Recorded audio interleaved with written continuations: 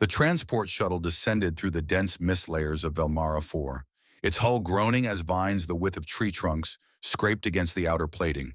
Sergeant Colin Reed watched from the reinforced viewport, arms crossed, expression unreadable. To most, the jungle world below was a green threat, one that swallowed machinery whole and never returned it. But to him, it was a welcome contrast from sterile training rooms and simulation domes. The wilderness did not lie. It only waited to be understood. When the shuttle doors hissed open, a wave of heat and organic rot surged in. The landing pad was nothing more than a cleared patch of ground reinforced with synthetic planks. Beyond it, a ring of modular silver pods stood in rigid formation, orderly, clean, and utterly lifeless. Each unit was identical, the only sign of activity being a thin antennae array emitting faint pulses into orbit. The colony looked more like a quarantine zone than a settlement. Colin slung his weathered duffel bag over his shoulder and stepped onto the platform, boots sinking slightly into the moisture-softened surface. A group of Varelian colonists approached in a tight cluster. Their elongated figures, sheathed in gray biosuits, moved with cautious grace. Their skins shimmered with pale lavender hues beneath the sun's filtered light, and their angular faces bore the stoic neutrality of a species bred for intellect, not instinct. At the front was Administrator Kirill, a tall Varelian male with dark specks along his cheek ridges. A sign of age and authority, he inclined his head slightly in greeting. Sergeant Colin Reed, welcome to Velmara 4. I trust the journey was endurable. It was fine, Colin replied. His voice was low, steady. Let's skip pleasantries. Show me the situation. Kirill blinked twice, a gesture equivalent to mild surprise, then turned without comment. The colonists parted silently, allowing the human to walk through. Colin didn't wait for a guide. He followed the scent of synthetic air freshener and disinfectant into the nearest pod labeled Colony Operations. Inside, the room was cold and overly lit. Every surface gleamed with cleanliness that felt more like fear than hygiene. Screens flickered with environmental data, humidity levels, fungal bloom projections, predator migration paths. Nothing was marked by hand. No personal effects, no color, just numbers. Kirill joined him, tapping a holographic interface. We've had 6 casualties in the past 2 months, 4 from wildlife encounters, 2 from poisoning. Our scanners failed to detect microtoxin variations in the local food supply. Morale is... He paused as if the word itself was unfamiliar. Low. Colin scanned the data, then looked out the translucent wall at the jungle beyond. Lush, layered, breathing. He could hear it even here, the hum of unseen insects, the occasional distant bellow of something large. How often do you leave the perimeter? He asked. Kirill straightened. Only when strictly necessary. Recon drones cover most terrain assessments. Direct contact is minimized. Colin's jaw tightened. You're hiding. Kirill's pupils narrowed. We are applying caution. Same thing, Colin said, already turning away. He stepped outside back into the heavy air. The jungle pulsed with life, completely unaffected by the sterile colony's presence. He walked toward the outer gate, where a thin, transparent energy shield marked the end of what the colonists called safe ground.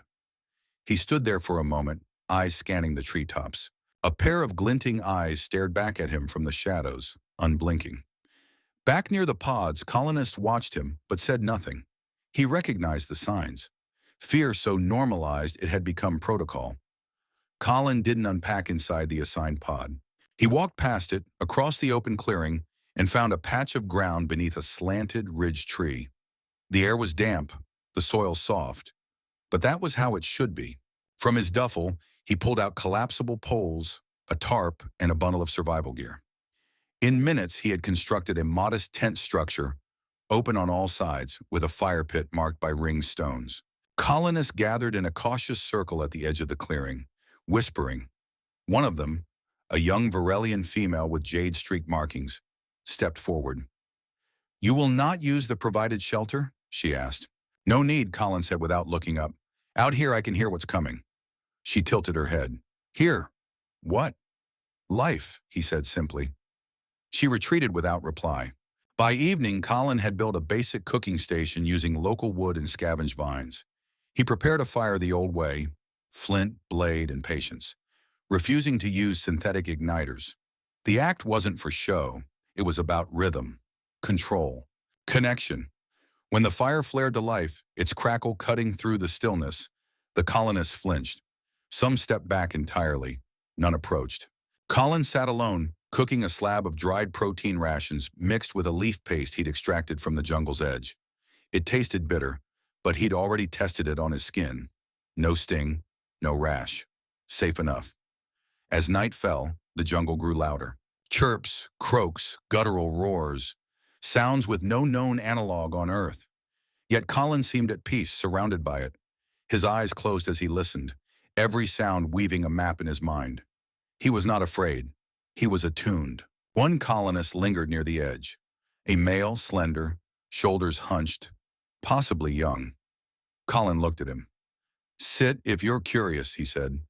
The Varelian hesitated, then stepped forward and lowered himself cautiously near the fire.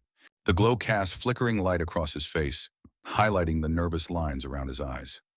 "This is not procedure," the alien whispered. "No," Colin agreed. "It's survival, and it starts with remembering we're part of the world, not above it." The colonist glanced toward the pods. Others were watching. Colin said nothing more. He passed a heated strip of protein across the fire. The alien took it, examined it, and tasted. His eyes widened. Not from taste, but from surprise. It did not hurt him. It did not fail. By morning, 4 more had joined. Some brought tools, others questions. Colin welcomed neither nor refused them. He simply lived. And that alone was enough to begin the change.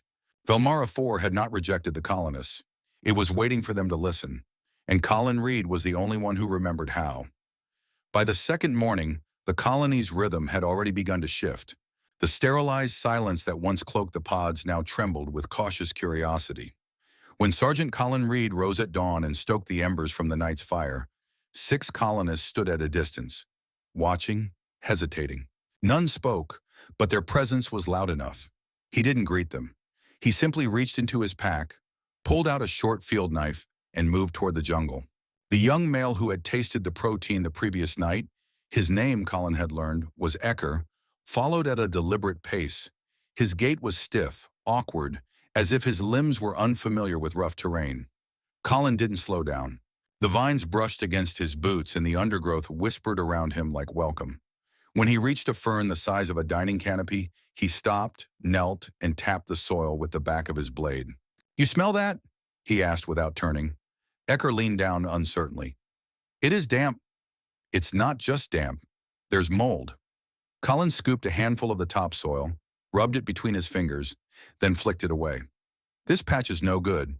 Means the roots are rotten. You eat from here, you'll be retching your organs out in 2 hours." Ecker blinked. "Our scanners, they show this entire quadrant as neutral."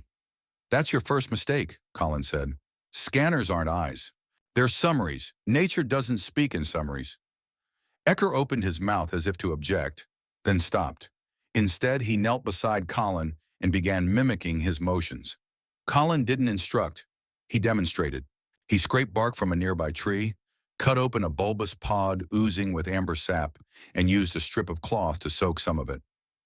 "This'll light even in rain," Colin said. "Bees hate it, though, so keep it away from your tent." Ecker nodded silently. By midday, more colonists had emerged from the pods. Colin noticed that their postures had changed, less rigid, less closed. He returned to the clearing carrying a bundle of thick vines coiled over his shoulder. He threw them down beside the fire pit and motioned to no one in particular. "These vines sweat when you twist them. First person to tell me what that means gets dinner first." A small Varelian female with silver-lined limbs stepped forward. Her name, she said shyly, was Mina. She looked at the vines, knelt beside them, and pressed one between her fingers. It glistened under pressure. She sniffed it. "Sour. Possibly defensive," she said softly. "Maybe mildly acidic to predators." Colin grinned. "Correct. It's also an antiseptic, and if you braid it right, it can hold 100 pounds. He began cutting the vines into segments and started weaving a basic net. Ecker and Mina watched. Then Mina copied his movements, her fingers trembling at first, then growing steady. By the time the sun began to dip below the canopy line, the net was finished, and 4 more colonists had taken seats on makeshift stumps around the fire. As night settled in, Colin struck a flame using the sap-soaked cloth in his blade. The fire blazed quickly, brighter than the artificial lights of the pods. The colonists squinted at first, their eyes not used to the rawness of natural flame. But one by one they adjusted. The fire danced across their alien features, casting flickering shadows against the metal hulls behind them. Colin pulled a small pot from his pack, filled it with water from a filtered bladder, and dropped a mixture of roots and dried rations inside. The scent began to rise, smoky, sharp, unfamiliar. Several noses twitched.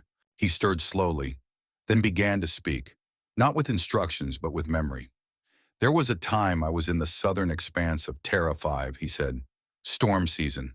Lost my bearings for 3 days. Had no food, no shelter, just a pack and a flint. I came across this fruit. Looked like an orange. Smelled like mint. Bit into it and passed out for 6 hours. Woke up with a bird the size of a wolf trying to rip off my boots. Some of the colonists stared.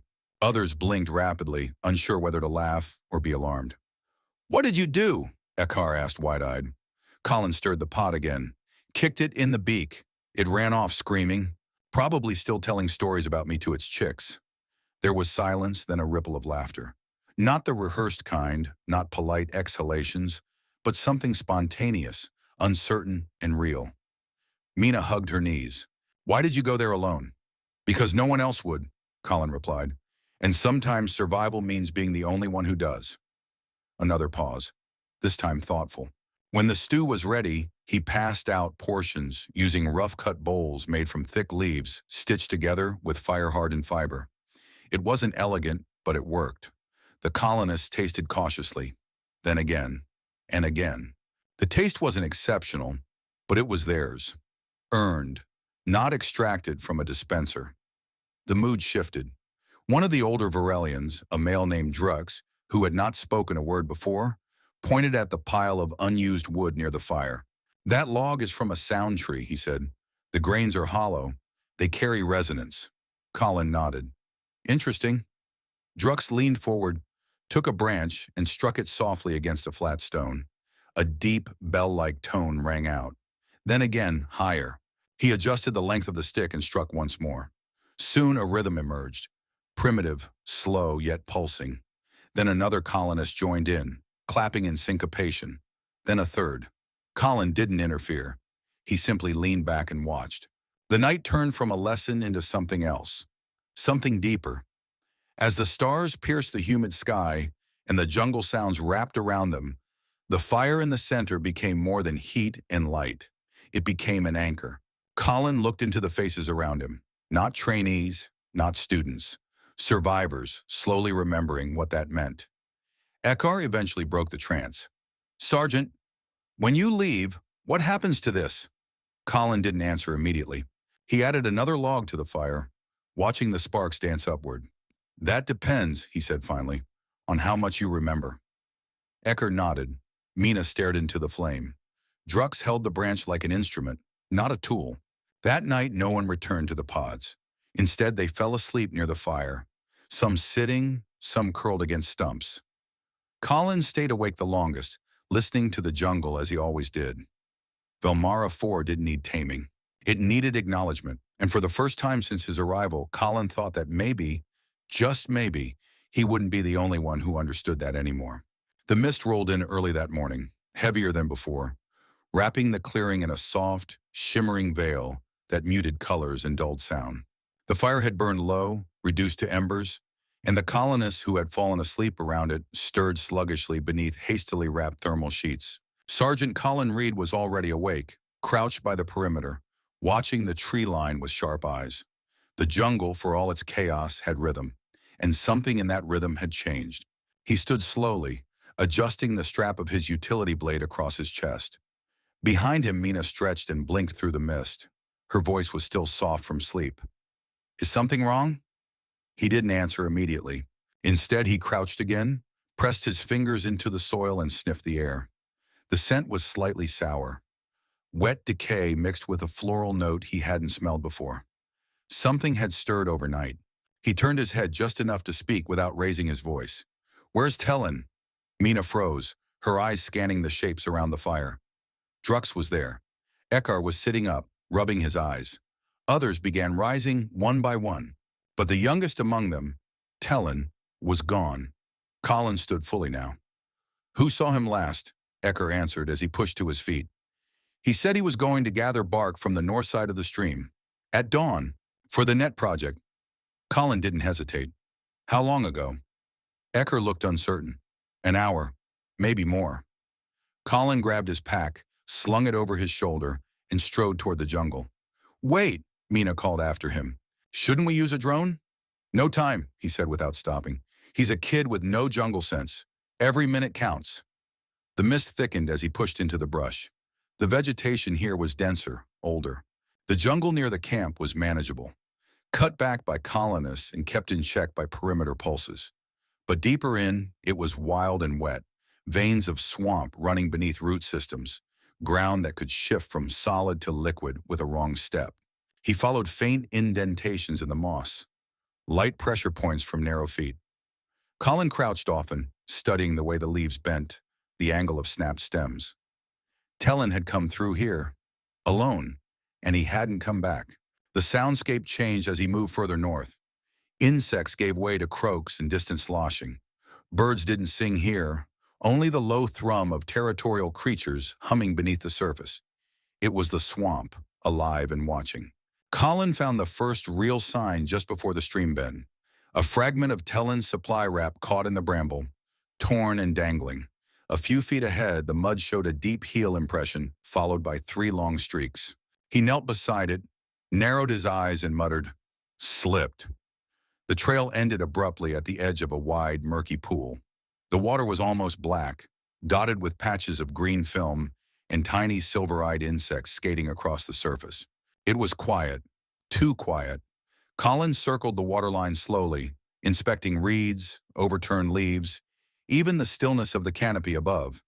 Then he saw it, a faint ripple against the far bank, barely visible. Something had disturbed the water. He moved fast now, silent and focused. His boots sunk slightly with each step, but he adjusted his weight evenly, avoiding sudden motion. The ripple led to a half-submerged tree trunk. Draped across it, half unconscious and pale, was Tellen. Colin's voice was low but firm. "Don't move!" Tellen lifted his head weakly, eyes unfocused. His skin had a faint green sheen. His breaths were shallow and erratic. Colin's heart clenched. "Spores," he muttered. "Hallucinogenic exposure." He reached into his side pouch, pulled out a filter mask and canister, then approached the boy. The air around the tree stank of fermented plant matter and blooming fungi. Tellen had stumbled into a pocket of airborne spore clouds, likely invisible and completely undetectable to the colony's basic scanners. Colin slipped the mask over Tellen's face, adjusted the seal, then carefully lifted him into a fireman's carry. The boy groaned, mumbling something unintelligible. "You're fine," Colin said quietly. "You got caught, but you're not done yet." He turned and began the trek back, moving as quickly as the terrain allowed. The swamp did not take kindly to haste. Twice he had to stop to test footing with a probe. Once a vine tried to latch onto his leg. Alive, slow-moving but deliberate. He severed it cleanly and kept going.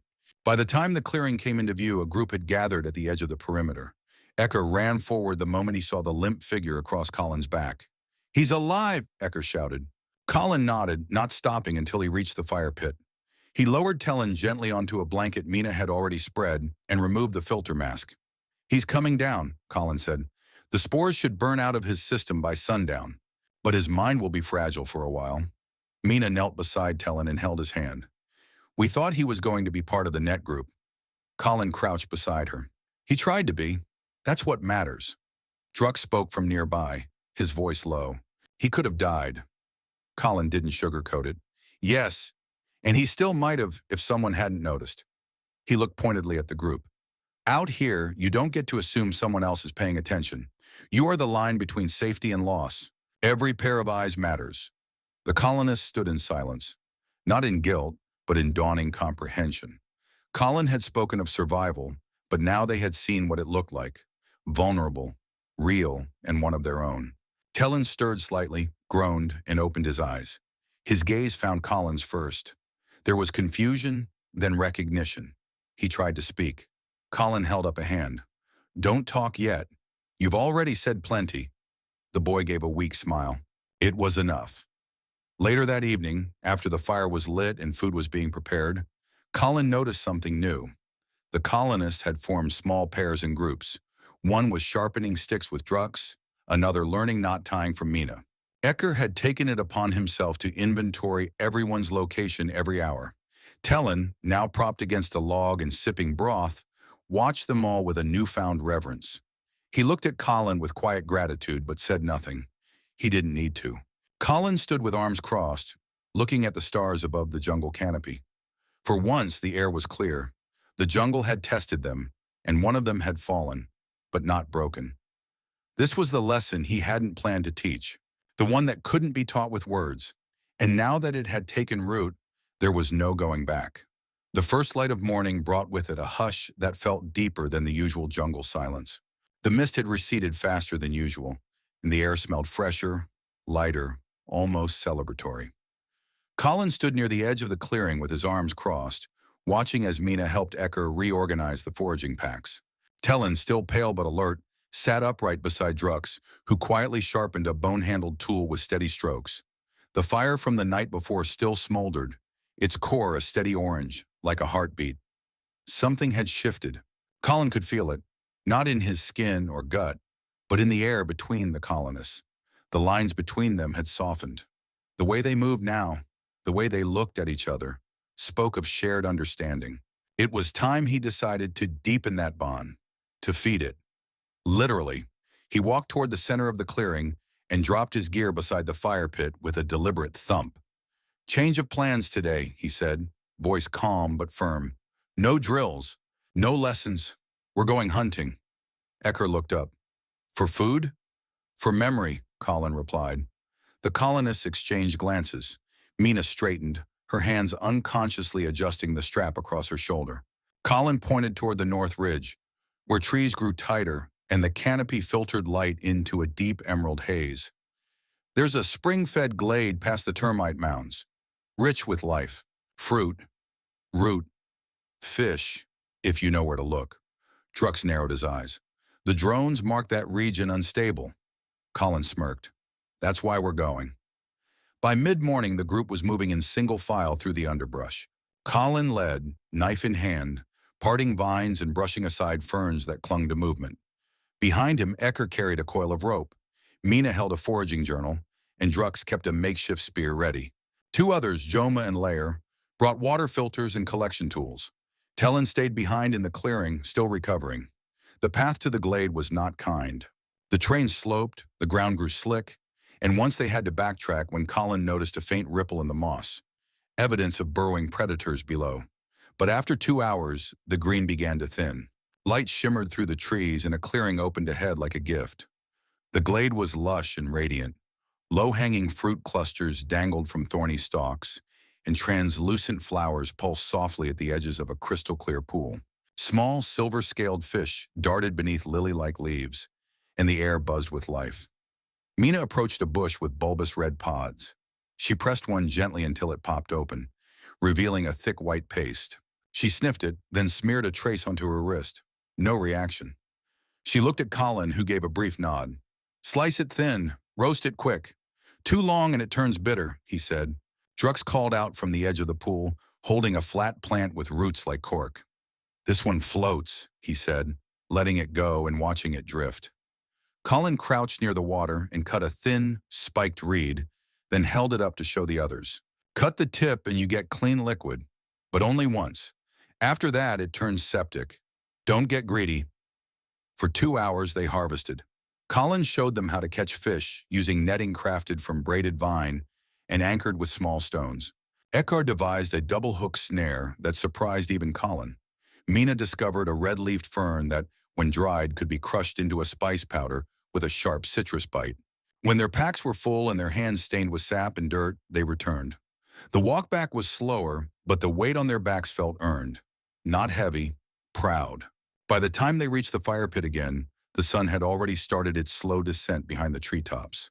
Shadows stretched long and golden. Tellin watched their arrival from his resting place, eyes wide with curiosity. "What is all that?" he asked. Colin crouched beside the fire and unwrapped a fish, still slick and glimmering. "Dinner," he said, "and not from a dispenser." The preparations began with quiet excitement. Mina arranged the roots by flavor intensity, and Akar skewered the fish using polished sticks, lining them over a frame built above the fire. Drux cleaned the fern leaves and layered them beneath the protein strips like makeshift trays. Colin stood over it all, adjusting heat, shifting angles, dropping pinches of powdered bark and crushed seeds. No one asked questions. Everyone watched. The fire crackled louder now, as if pleased. Soon the air filled with smells no one had expected. Sweetness, salt, smoke, and spice. The aromas drew even the most skeptical colonists from their pods. Heads peeked out. Feet shuffled forward.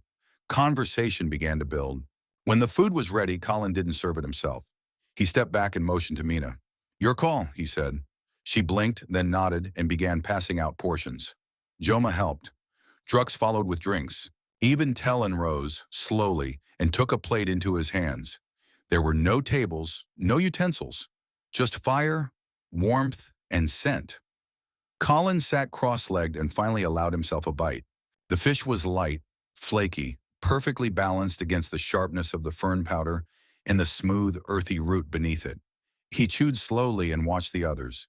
Mina was laughing, not softly, not carefully, but freely, head tilted back.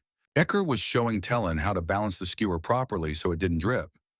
Lair hummed softly while rocking on his heels. Drux, usually composed and still, stood with his eyes half closed, chewing slowly, like someone remembering something long buried. Colin let the fire warm his chest and kept eating. Later, as dusk turned to night and stars glittered through the gaps in the canopy, someone pulled out a makeshift flute. It was rough, imperfect, made from a hollow stalk with uneven holes. But when it sang, it did so with honesty. Others clapped. Someone began tapping on a log. A beat formed. A song, primitive and new, emerged. Wordless, but not voiceless. Colin didn't play. He listened. This was no longer about him. One of the older colonists approached, someone who hadn't spoken to him before. Her voice was steady but low. "We thought we were here to survive," she said. "You showed us we never actually started living." Colin looked up at the stars and exhaled. "Living starts with memory," he said, "and fire, and flavor." She smiled and returned to the circle. That night, no one returned to the sterile pods. Again, but this time not out of fear or curiosity, out of choice. The jungle whispered all around them, but not as threat. It had become a background to something human, something whole, and Colin, for the first time in years, felt full. The message came through just after sunrise. Colin was finishing his morning patrol near the western perimeter, inspecting the growth of the vine barriers Mina and Ecker had constructed. The structure was holding, tight, woven, alive. He knelt to adjust a section that had sagged under the weight of morning dew when his comm unit buzzed. "Extraction shuttle inbound. Arrival ETA. 4 hours. Prepare for debrief." The voice was neutral, pre-recorded, standard protocol. Colin stared at the blinking message icon for a moment, then turned off the comm and rose slowly. Around him, the jungle pulsed with quiet motion. Birds fluttered high in the branches, insects traced loops through the rising light, and somewhere distant, a large mammal announced itself with a low bark. Life moved as it always had. He walked back toward the clearing, his steps slower than usual, his boots scuffing the dirt deliberately. When he arrived, the camp was already awake. Drux was chopping bark into strips while Lair and Yoma carried buckets of spring water toward the fire pit. Mina was helping Tellin practice knotwork, her fingers guiding his smaller hands with care. Ecker saw Colin first and frowned slightly at his expression. "What is it?" Ecker asked, setting down a coil of cord. Colin didn't answer immediately. He walked to the center of the camp, dropped his pack beside the fire, and spoke without ceremony. "I'm leaving today." The words fell flat into the open space. Mina stopped mid-motion. Tellin looked up. Joma froze where she stood, water sloshing over the side of her bucket. Drux spoke first. "Leaving? For how long?" Colin looked at him. "For good." A long silence followed. Even the jungle seemed to quiet.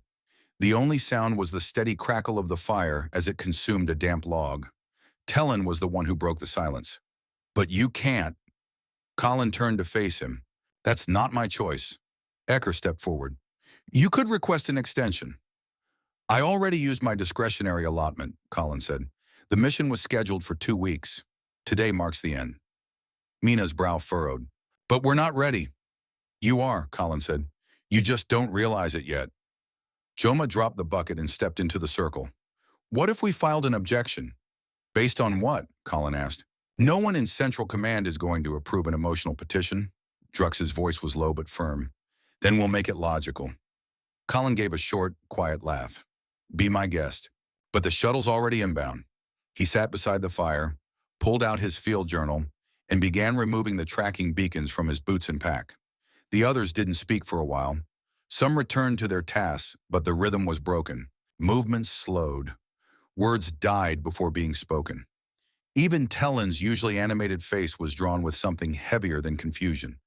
By midday, the sky above the clearing shimmered with the telltale distortion of the approaching shuttle. Its descent was precise and silent, the engines muting themselves as it settled onto the hardened perimeter near the landing beacon. The shuttle's hatch opened with a smooth hiss, revealing a uniformed pilot with a neutral expression and clipboard in hand. Colin stood, shoulders squared, and slung his now lighter pack over one shoulder. Ecker stepped in front of him. Wait. Colin paused. Ecker looked back at the others, then returned his gaze to Colin. You changed everything. Colin shrugged slightly. That was never the goal. But you did, Ecker said, and now we're asking you to stay.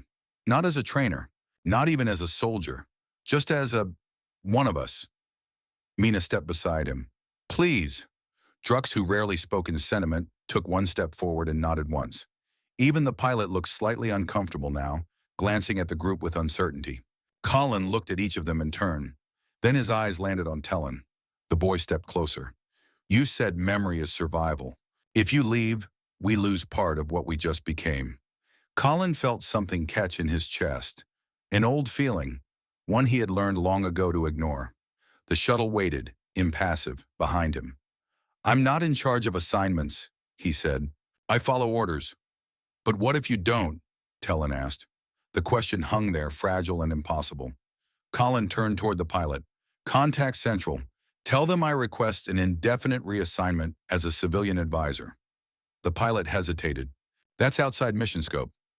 I know, Colin said. Send it anyway. The pilot opened his mouth as if to argue, then stopped and touched the side of his helmet. He turned away, stepping back into the shuttle. Colin set his pack down again and walked back to the fire. His movements were calm, slow, grounded. No cheers followed, no celebration, just a quiet, shared breath of relief. That night, the fire burned brighter than usual. No one asked Colin to teach. No one gave orders or built drills, but the clearing remained alive with purpose. Akar retold the story of the vine net. Mina improvised a new dish using the citrus bark she had dried the day before. Tellen showed off a sling he had made from old tent straps. Drux hummed low and deep as he polished a carved walking stick. Not for utility, but for memory. Colin sat slightly apart from the group, watching them. Not as a leader, but as something else. Something far more difficult to define.